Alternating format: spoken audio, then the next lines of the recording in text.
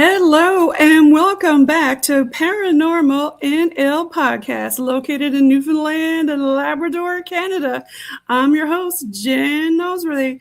Thank you for tuning in to UPRN, United Public Radio Network, UPRNTalkRadio.com, 107.7 FM in Ireland, and 105.3 FM on that Gulf.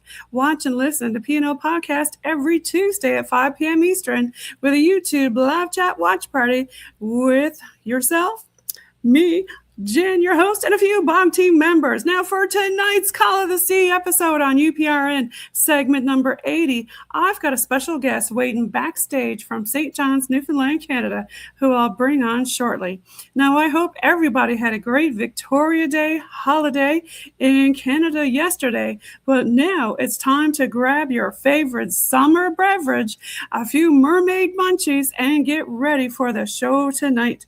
Paranormal NL Podcast is sponsored by the BOG team. It's a boots-on-ground BOG team doing historical paranormal investigations in Newfoundland, Canada. If you find yourself coming back to the show and you like the content, smash that subscribe button.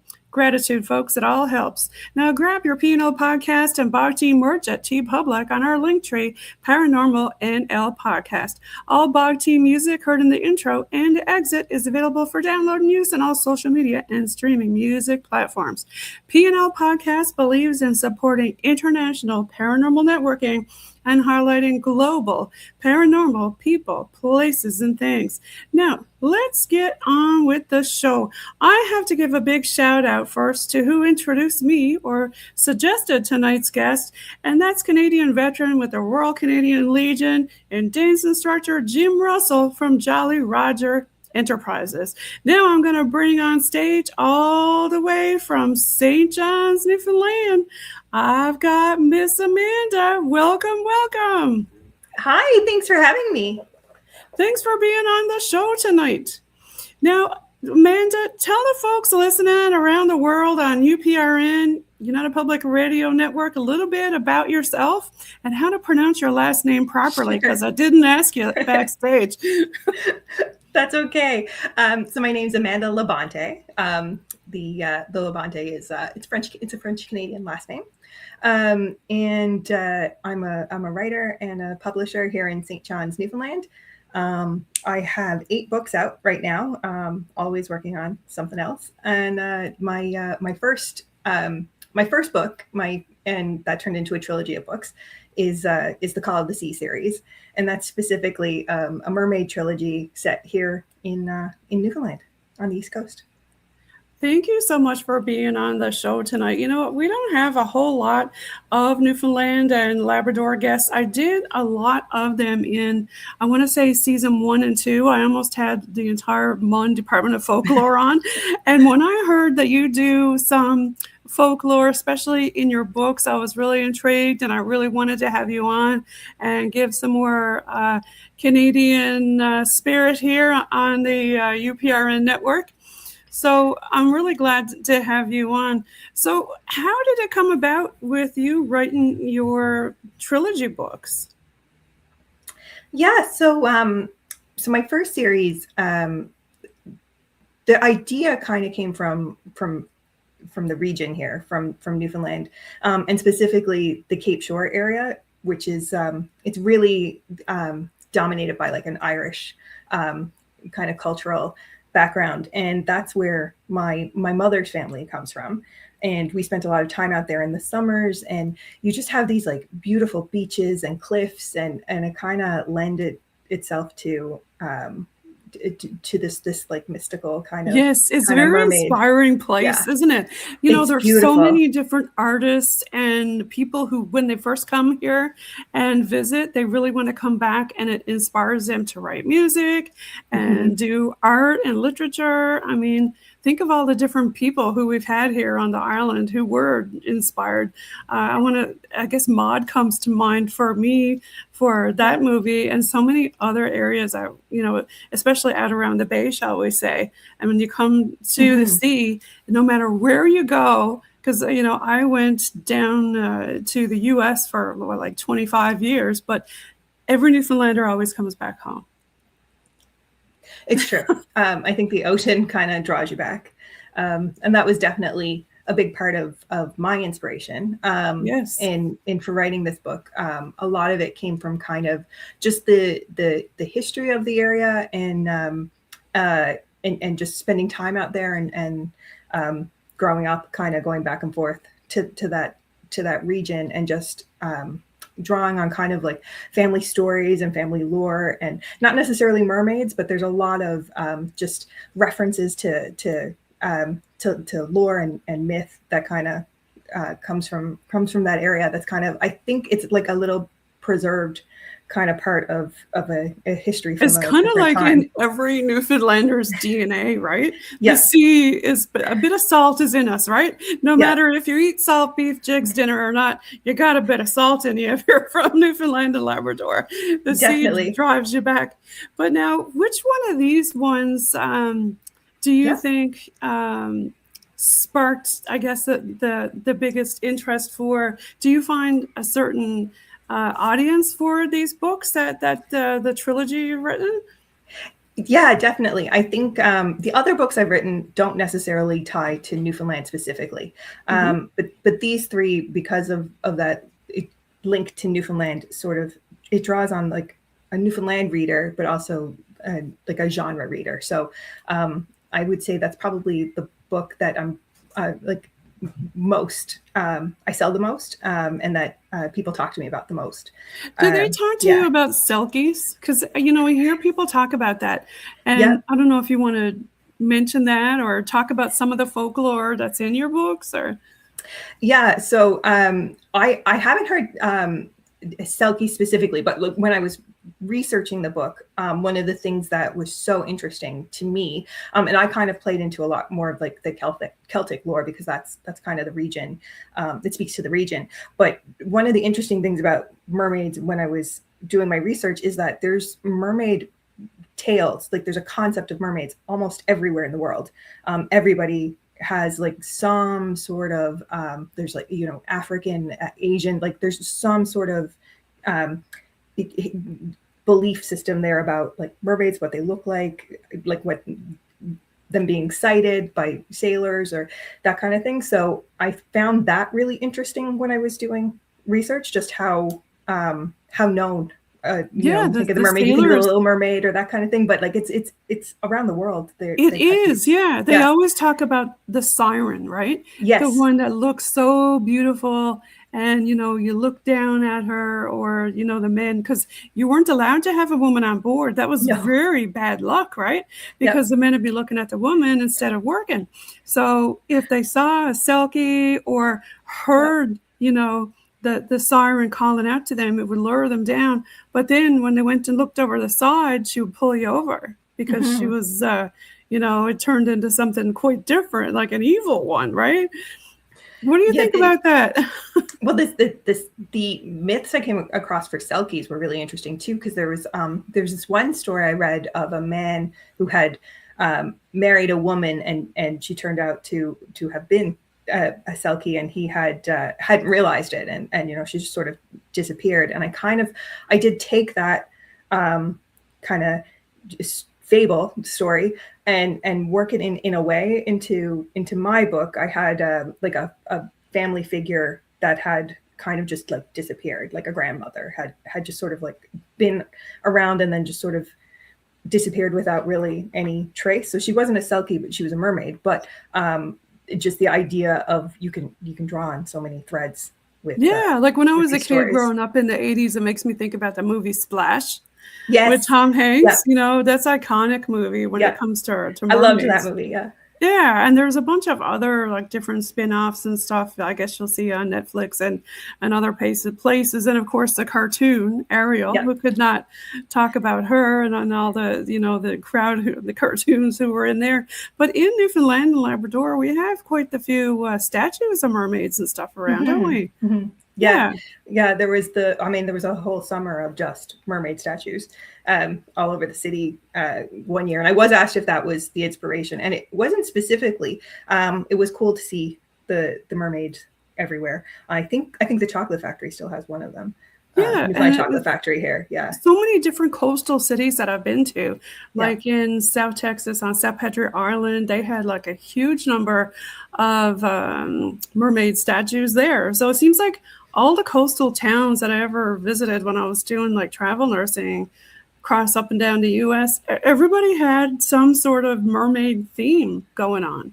Like you'd mentioned, right? It seems like all over the world, any kind of coastal place, there's mermaids involved. So I wonder, is there something to it, right? Yeah, definitely. When I was doing, I did a writing course when I was working on this book, the first one especially, because I hadn't written like a full book before. And even in that, my instructor had been, Paul Butler had been writing historical fiction. And even he had like, within that had come across just stories of like sailors, like having seen something and thinking, what did they see? Was it a mermaid? And just going through old journals and that sort of thing. And it's, the stories are definitely, they're everywhere. Yeah. Lots of folklore. That's for sure. Yeah. Now you've got another series, Supernatural Causes. Did you want to talk about that one? Yeah, sure. So fun thing about this series, the cover, the girl on the cover is actually my sister. It's a stylized photo of her taken a couple of years back. I asked her maybe you've got one there you can hold up closer. Because I see you've got books in the background. I don't know if you've got that one there. Yeah, I did just in case. So she's that's my there you sister go. Heather. Look at that. Okay. Yeah. Because I wanted I kind of had a look. I was kind of thinking of going for, and it's going to be a series. There's 2 books in it so far. So that was a really fun book to write. I had written Call of the Sea. I had it out to publishers. I was kind of in the process of just kind of like waiting and to do like a round of edits. And I had this, I was online friends with another writer who she happened to be a nurse, and she was writing a book about, she was writing a book called The Night Shift. And because she was a nurse, I had this idea that she was writing about like a supernatural hospital. And it wasn't. The book's called Night Shift. It's great, but it's about like strange things that happen on the night shift in a department store. But once I got the idea in my head, like it wouldn't go away. And so then I just kind of was thinking, well, who would work? Do you know, Amanda, that's what sparked me to do Paranormal NL podcast. Really? All the weirdness that I've seen throughout my nursing career. Yeah, unexplained supernatural stuff. And so I'm not the only healthcare worker who's experienced it, Well, I have 2 aunts who were nurses, and one of them used to talk about when you work like a full moon shift, Mhm. Like Oh, you can yeah. tell it's the full moon is out. So Yes. chapter 1, you said Supernatural Hospital. It's set on a full moon. It's vampires, werewolves are at it, and Yeah. the Strap emergency on room your is roller running over. skates for that Yeah. night. So it was that was a lot of fun to write. And that was Fun. sort of it more paranormal, like more drawing on like vampire lore and werewolf and witches and that kind of thing. And it was just a fun little break between my Well, mermaid we've books. got a lot of that here in Newfoundland and Labrador too. A lot of folks talk about the Wendigo and say, well, is it some sort of elemental or what could it be? Is it a vampire? What is it? Right?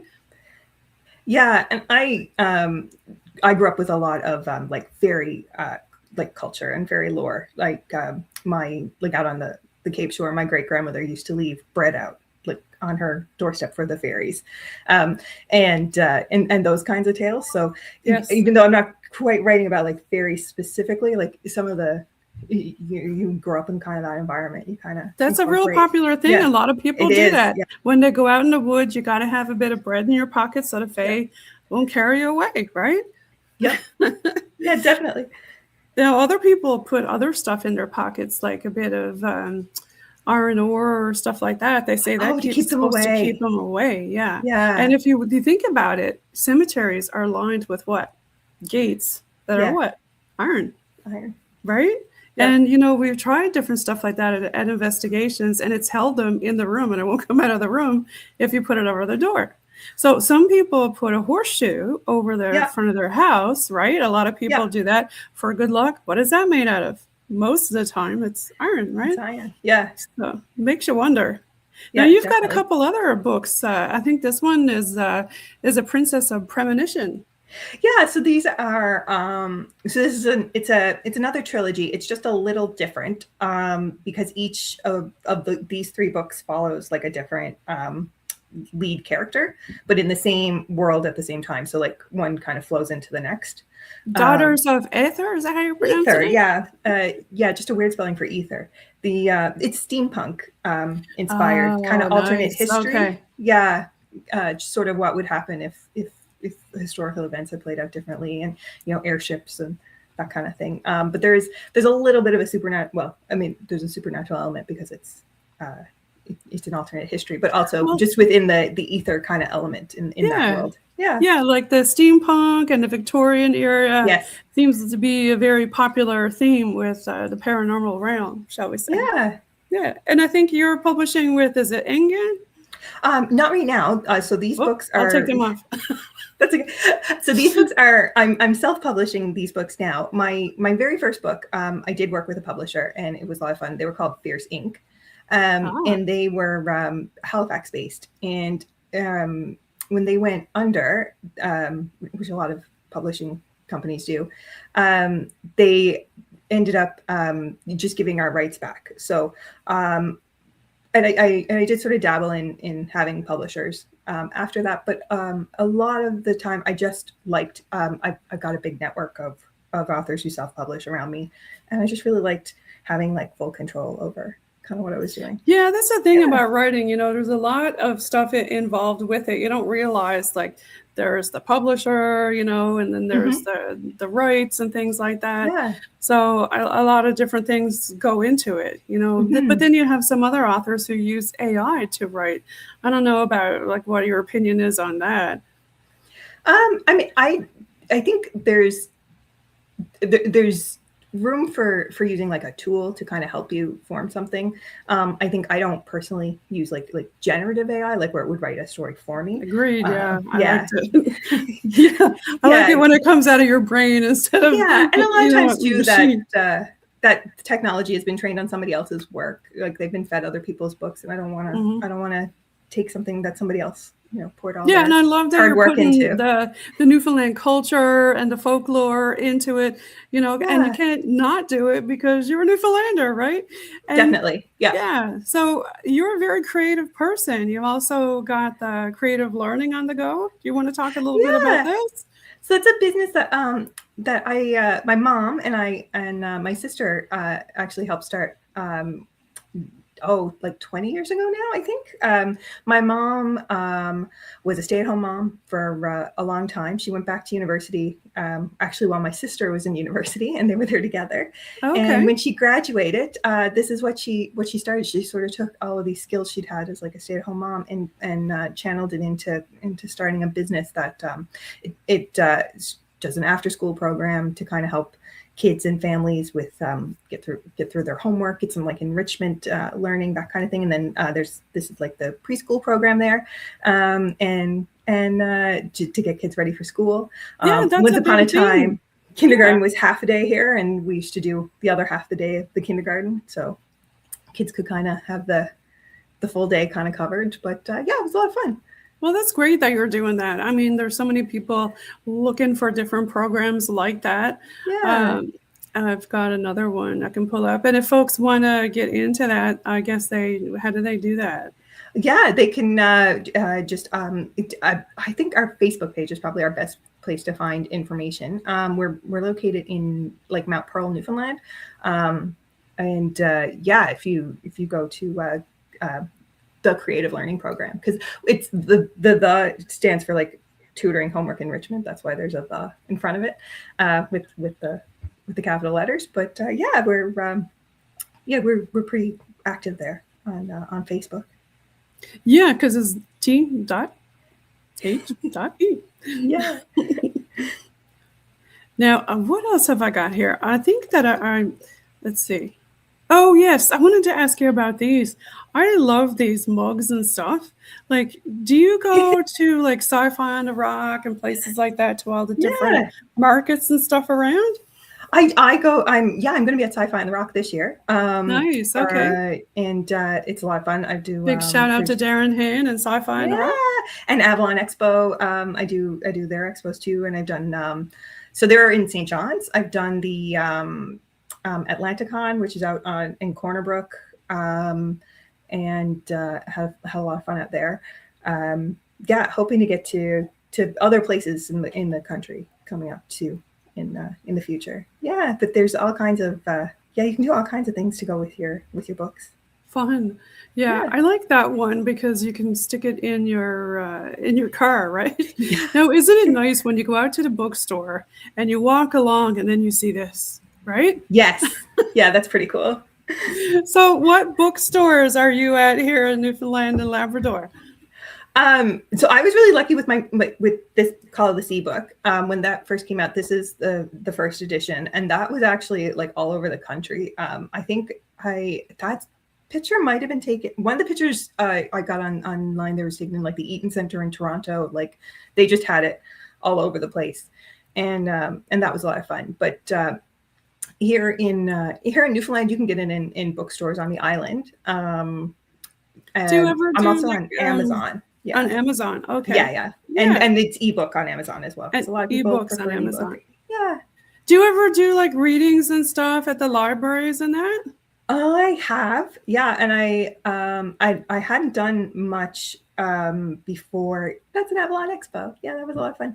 I hadn't done much since COVID, but then I sort of got out of the habit of going out and doing things. But then I kind of did a reading with the self-published NL before Christmas, and that was really fun. And I got to meet lots of people who are writing books here. And I met actually, it was really funny. I met a guy who had written a book, and he read from it, and then he was writing like he was writing a book actually about a vampire hotel, which I thought was really interesting. And so and I write about vampires, so we started chatting after, and I had mentioned when I got up to read that like I had written Call of the Sea, and it was set on the Cape Shore, and he said like, I've got family on the Cape Shore, and I was like, my whole family's from the Cape Shore, and then we realized we must be related because we have like people in common. So you can't go to anything in Newfoundland without running. Tell me a little bit more about your vampire stuff in your book. Here's one of the ones that you'd mentioned before with the nurse. Yeah. Mm-hmm. Yeah, so that's the cover before I got my sister on the cover. But this is and I originally tried to write this as like a serial, so like I did it in 4 parts. and it was a lot of fun. But then as I've gone on, I've just kind of amalgamated everything into one big book. But so the nurse in the books is a university student who's just kind of hoping to get into med school, and her part-time job is working at that's my friend Kate, working at a hospital in a vampire hospital at night, kind of helping out there. And in the world that I've written in, normal humans can't see supernaturals. Like they can get they can see if something is weird is happening, but they don't sense that someone's like a vampire or werewolf, and they just don't believe in it. But this girl who is the main character, she can see them and sense them, and she's kind of, because of that, kind of drawn to their world. And so she works in the hospital, and her supervisor is a werewolf, and she gets tangled up in a vampire epidemic. Supervisor's a werewolf. Yeah. And so the mystery throughout the book is there's a virus that's attacking vampires, and she's trying to, and it's taking away their vampireness. It's kind of bringing them back to being like humans, but in a very like old sort of, decrepit kind of way. And they're trying to hold on to their vampire essence. And that's what she's doing throughout the book, is trying to help them. I love that. Yeah, there's not a whole lot of writers who talk a lot about vampires. In fact, here in Newfoundland and Labrador, I haven't gotten a whole lot of folks talking about it, and there is a big appetite for it. In fact, I'm having another author come on soon, but he's from the U.S. He's going to be talking a bit about them. But Newfoundland. Yeah, my friend Kate has a series. Actually, it's under her pen name, I think. Tanith Frost is the series name, and it's a whole vampire series that takes place in like downtown St. John's. Oh, really? It's great. Yeah. Oh, I love it. Now, you might even find some of those in the little free libraries around Newfoundland and Labrador. Some of Amanda's books, or even some other local authors' books. Do you ever go and rummage around in some of these? I always peek in to see if I know anybody whose stuff is in there. And sometimes I've like stuck one of my books, like just to donate like a book. Oh my God, that would be so awesome for somebody to find a signed copy of one of your books in their library. Now, most of the libraries right now are up because it's winter and nobody wants to shovel out their library every day because we've been getting so much snow. But now here we're pre-recording, so in May, you'll see a lot of these popping up in the summer for sure. Mm-hmm. And that's kind of what got me inspired a lot with some of these books and authors. And so if somebody wants to make a library, a little free library, just go to littlefreelibraries.org and it'll show you how to do it. But they're great. I think I see kids going past and they love looking, like peeking in and seeing what's in there. It really, it's a great community service. Now, earlier at the top of the show, I gave a shout out to Jim. I found his picture here. I want to throw it up here. Jolly Roger, there he is, the man, the myth, the legend. And he also goes around. He's dressed up here, I think, for a wedding show. He models tuxes at different wedding shows, too. And I think he also teaches, a lot of folks. Well, he even taught myself and my husband for our wedding dance. So big shout out to Jim Russell. Follow him at Jolly Rogers, and thank you for your service, Jim. Yeah. Now, you used to do a little bit of dance, didn't you? I did a long time ago. Well, a little bit ago. I did. My sister and I we danced as kids, and then we both took belly dance lessons for a long time. I've done some Irish dancing and some. I have to put flamenco. This picture I found is so beautiful. Is this you? That's my sister. That's my sister. She's on that. Just like you. Thank you, because I think that's a gorgeous picture of her, and that's a big compliment. Yeah, yes, that's why she's still dancing. Actually, she's still actively dancing. She's living in the States, and she dances still, and she does. But she also is a pretty good model. That's why So I got her for the cover. Us Newfoundlanders loves a good jig, don't we? Yes. And especially at the mummers time. Now, do you ever put any mummer stuff in your books? Actually, it's funny. I haven't, but so I as a publisher, a friend and I started a company called Afterbooks, and that company is specifically interested in publishing books that have like a Newfoundland setting, or some. There's a lot of Newfoundland history books that we put out, but we did our first fiction book for Christmas, and it was called Home for Christmas, and it's for novellas that take place in Newfoundland. Actually, do I have that? I might have a copy here, and they are. The last story is actually like a mummer story, and it's like, oh, nice. Yeah. And that, of course, that picture is one of the iconic Jelly Bean Row. Now people say, now what street is Jelly Bean Row on? Now, do you want to explain to Amanda what that means? I mean, it's lots of them. That's right. It could be any street, especially downtown, right? You get the tourists all confused, right? Because, you know, the streets downtown are not the typical square streets. They're all in a big circle and a big mess. And then you had tourists completely confused, right? Definitely. And colors can change up sometimes. And, you know, they could be anywhere. Yeah. If they can figure out our towny accents and and hear a couple of yarns, well, yeah, they got it made. We got lots of yarns to tell them, don't we? Yes. Yeah, definitely. What's your favorite one? Do you want to tell us a yarn, Amanda? I mean, a lot of my favorites are kind of family stories, and like from growing up. But this one's not my story, but I heard it repeatedly growing up. So when my mother was little, living out on the Cape Shore, she was the first oldest of 6, and before any of her siblings were born, she was, I think, she'd let like not even 3 when her first sibling was born. So this, before any of them were born, my nan and my grandfather both tell the story of them being at their home, and the community they lived in is still there. It's called Angel's Cove. They were in their house, and my mom was in the front yard playing, and then as kids do, and it was a busy time. Like, you didn't have electricity like running through along the houses. You didn't have like running water the same way. It's not that it was that long ago. It was a really isolated area. So families were busy. People were busy. My nan turned her back, and my mom was gone. And she, they looked around the house, and they walked around. She's not that old. How far can she get? There's nowhere to go. There's no cars coming down the road. Like, no strangers in the community. You know all your neighbors. Anyway, you kept looking, and then my nan got panicked and get the rest of the community out, and eventually,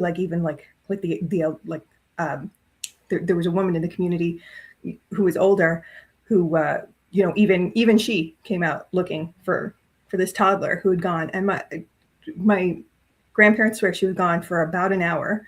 And then everyone in the community was looking, and she just walked out of the woods after an hour in an area that they had been searching, and the fairies took her.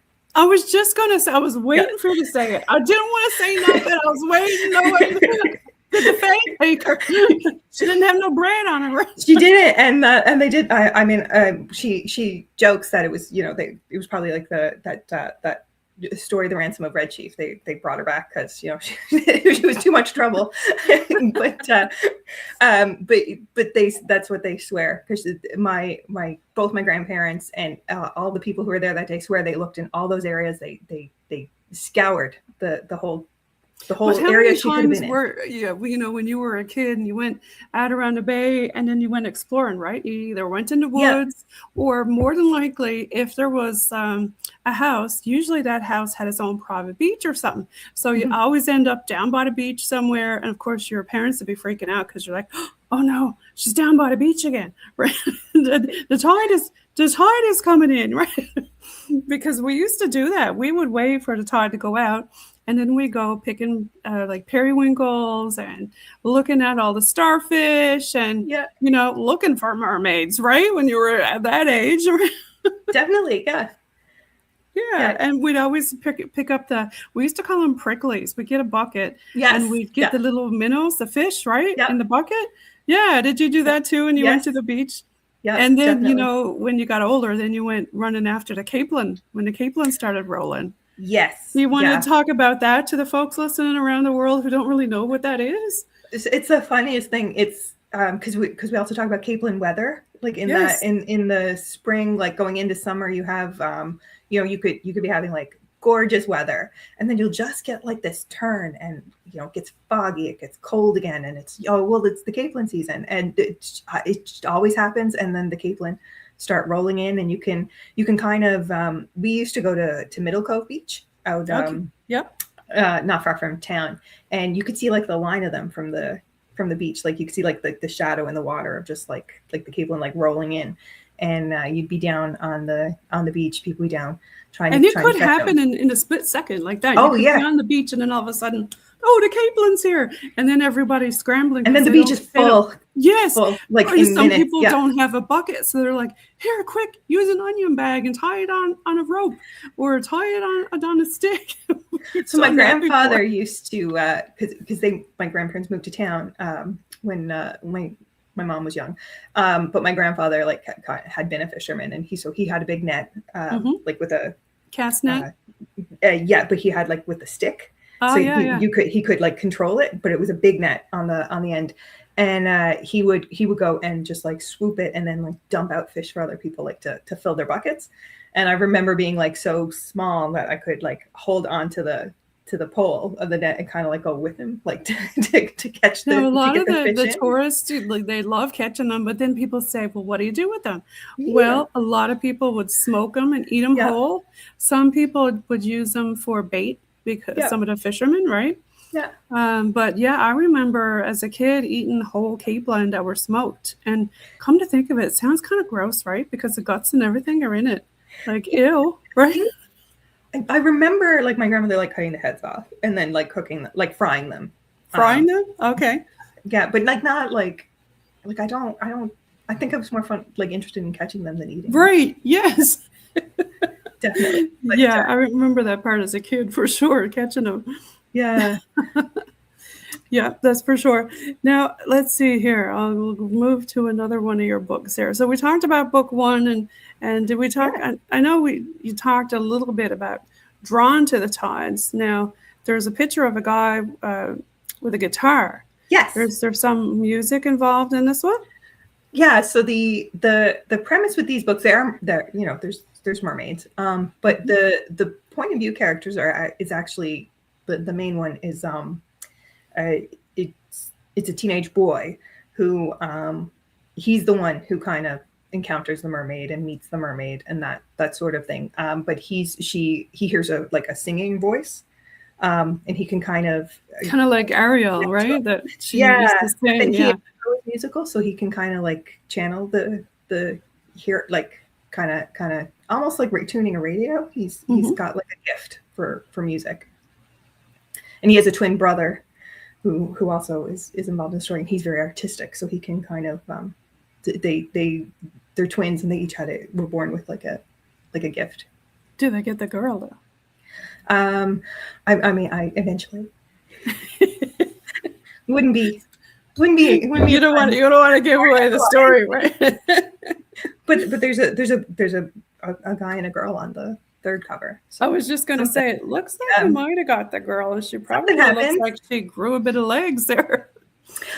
So when you're writing, mythology, one of the things you sort of do is you sort of pick and choose kind of what your like my mermaids are probably nothing like, if somebody else sat down and wrote a mermaid, we'd all pick different aspects of mermaid culture. I kind of, going back, I love the movie Splash. I was like, that mermaid came on land. Ariel came on land. My mermaid can come on land. I think at the end of that movie, he went with her underwater. I think so. Right? Yeah. So he kind of grew a fin or something like that. Now, did you want to talk about our Murbies that we got here?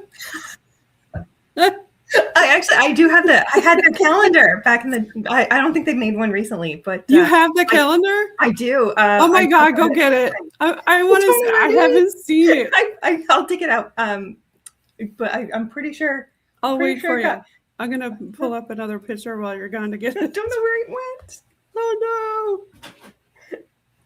Oh gosh. Yeah. What she's looking for is a calendar of a bunch of men. Probably find it there. In Newfoundland and Labrador who made a calendar. And I think they all had mermaid tails. Yes. But they also had beards and here we go. Oh, are you pulling it up? You can present it if you want, if you pull it up, and then I can throw it on stage. How would I? So have you ever had any weird encounters with the water besides, writing your books and whatnot? But have you ever had any Newfoundland experiences with the water that you couldn't explain, or not even just the water, any supernatural or paranormal or UFO or cryptid encounters? I was thinking about this because I listened to some of your other shows, and like if I was asked about it, and I think for me, one of the things that I sort of grew up with were dreams and premonitions. Okay, because I noticed you wrote a book about premonitions. I was going to ask you about that. Yeah. Okay. So that was kind of a dreams, and like a lot of Newfoundlanders, like precogs hag is in my family. Like that, the dream that kind of. Did you say the hag? Yeah, the old hag. Yes, a lot of folks have that. Yeah, that's been in my family too, and I don't have that. But we would call any, like growing up, any dream that where you had that like paralysis, where you sleep paralysis. Yeah, that was what like you would refer to as the old hag. So like my grandfather definitely, like he would talk about like the witch in his dream, like the old hag. But my mother would refer to having the old hag as like just like almost like it was a nagging dream that you couldn't kind of shake. Okay, like a recurring dream. Yes, it's, and sometimes it was for me the dreams would be like I'd have an awareness of everything around me. Like I would even see myself sleeping. Out of body kind of thing. Yeah. Like astral projection kind of thing. Yeah. Okay. Yeah. But it was funny for my sister and I, we would see like a male and not like a witch, like watching us kind of. Right. Okay. Kind of like Hat Man. Did he have a hat on? He did. And it was like, I didn't even realize that was like a thing that was, that like other people had. It's an international thing. I know. So it is. Yeah. It's like a fedora, but yes. Yeah. But so I just took that for granted that like, because so he just kind of everyone stood talked there about dreams. Yeah. And just kind of was like, and then, for most members of my family who talk about this, like lights kind of can bring you out of it. So if someone turns on a light, if you're in the complete dark is kind of when it happens. Like I've not experienced it. They do say in a light on room. Spirit Box, we like the dark. And there's some truth to it. It's easier for them to move around in the shadows, right? Yeah. So not only when you turn the lights on from a biological standpoint, it does wake you up. And there's scientific proof that says if there's lights in the room and you're trying to get to sleep, you're not going to be as successful. Yeah. And it will wake you up. So that does hold some truth. Yeah. Like my grandfather used to, like when he particularly like being plagued, I remember being out at the cabin and him like waking up and turning on a kerosene lamp in the kitchen and kind of like leaving his door open. So okay, to if he was particularly plagued by a dream. Why would he open the door now? So the light could come in. Ah, okay. Yeah. So it wouldn't be like keeping him awake, but it would be like there'd be a light on in the house. Yeah. And my great grandmother used to tell us if we wanted to not have the old hag, you would, when you were going to fall asleep, make the sign of the cross on the roof of your mouth with your tongue. Okay. Now that's a new one. I haven't heard that That's one. what she used to swear by. She was like, if you do that, you won't get it. If you, yeah. But we're raised very Catholic, so. Okay. Yeah, that's a good one to try, everybody. Anybody who got the hag or sleep paralysis, try that. Yeah. Draw on the roof of your mouth a cross with your tongue. See if it works tonight now. Make sure you don't get it in the morning. Now, have you ever seen orbs or anything like that around your house? Or I haven't. No, and but I also don't really like the. You don't look for them. Most people don't look for them. I don't, and I don't. I kind of believe in stuff, so I don't necessarily want to experience it. Like, right? Yeah, I don't really. I believe in it, and I believe people when they say they see them. And my mother talks openly about her experiences, but I was just like, I don't. Okay, so your mom believes. Your mom's a believer. Okay. Yeah. Have you had any reoccurring dreams yourself? Not since I was little. When I was little, I used to have like kind of like the dreams of like a shadow kind of watching me, but I haven't. How about precogs? Have you had any of them, or premonition of dreaming something and then the next day it happens? No, but my mom would talk about like having like a particular, and I can't remember what exactly it was, but it was like a particular dream that if she dreamt it, like someone would pass, and she would sort of kind of be prepared for that. And I think it was like it was always the same person dying in her dream, but that person was never the person who was going to die. But she knew if she had a dream that this person died, somebody connected to her would. Okay. Yeah, because certain families who, shall we say, believe or are gifted. Yeah. Everybody is gifted, whether they know it or not, but some families embrace it more than others. It's still very taboo topic, the paranormal. Yeah, not everybody wants to kind of like talk openly about their experiences. Well, especially here in Newfoundland and Labrador, because it's a very small island. And, I know who she is and all that kind of stuff. But I mean, let's talk about it. Let's get it out there. But that's another reason why I started Paranormal NL. Make it normal. Yeah. I want to say, well, then to make it normal. Make the paranormal normal. Oh, how many women do you hear talking about it? Yeah. Not many, right? Most of the majority of podcasters who talk about the paranormal are male. It's a male-dominated culture. So let's get some female estrogen in there. Let's talk about it. What are you experiencing? So it's good to talk about it. It's and it also helps you try to figure out what the heck happened. If you did experience something yourself. So we the other thing in my family that we really kind of and it's happened to me too.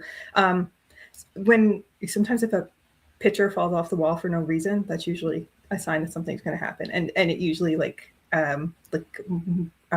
it's funny you mentioned that, because yesterday was Victoria Day. We had this picture in our family of Queen Victoria, very, very old picture. They used to keep falling off the wall at certain times. Right. And my parents would talk about this. So yeah, you're right. It's strange. Certain families have different things. Yeah. Right? When we would know, when a picture just kind of falls off the wall for no reason, it's sort of like something's going to happen. Yep. Yeah. And, you mentioned the hag and the witch and whatnot. Have you ever been or heard about the Wind Gap witch down in Flat Rock? I don't think so. Yeah. I wonder if you drove down around that area, what kind of sensations would you feel? Because some people do sense and do feel things. And if you bust out your spirit box, she'll talk to you. Try it sometime. Guaranteed. Yeah, she'll talk to you. Wow. If you know how to use that kind of stuff, or if you believe. A lot of people don't believe it, but then they get surprised because they get some solid evidence and they're like, okay, yeah, that just happened. Yep. there's a lot of folklore around Newfoundland and Labrador. There's so many different stories and so much folklore. We already talked about the Fae, we talked about mermaids, but there's so many other ones. And you can listen to a lot of them, like I said, in season one. Season one was mostly radio because I didn't join or start doing StreamYard video until season 3. Oh, wow. Up into the high 100 episodes there. And then I joined UPRN again in season 3. But yeah, if you want to hear a lot of the Newfoundland and Labrador folklore, go all the way back to season 1, listen to some of the radio stuff. You'll really enjoy it, especially from people like Dale Jarvis. Like, he's the king of folklore here. I've done to him. He's amazing. Yeah. And everybody at the moment, I couldn't sleep after I did it. Now, for the people listening, Amanda, if they want to find your books and find your work and stuff, I know you touched on it a little bit on where they could find you. Do you want to give a shout out again to your work and where they can find it? I think the best, easiest place to find everything is on Amazon. I'm on there. My name's Amanda Labonté. All my books are linked under me as an author, so you can see all the mermaids and vampires and steampunk is all there together. Now, I've also got your link tree pulled up on the crawler on the bottom of the screen there, so you can also check that out. Cool. And you never know, you might also see Amanda on the link tree with the International Paranormal Alliance. You never know. So, Amanda, thank you so much for coming on PNL Podcast today with UPRN, United Public Radio Network, 107.7 FM in New Orleans and 105.3 FM on that Gulf. So let's see, what kind of music do you want to end out with? Do you want some dance music or 80s or rock or? Ooh, let's do some dance music. Dance music, yeah, let's do it. Well, thanks again, Amanda, for coming on the show. Thank you for having me. Everybody, check out Amanda, follow her, and also follow her honey on MTV. Gotta give a shout out. All right, here's some Bog Team dance music.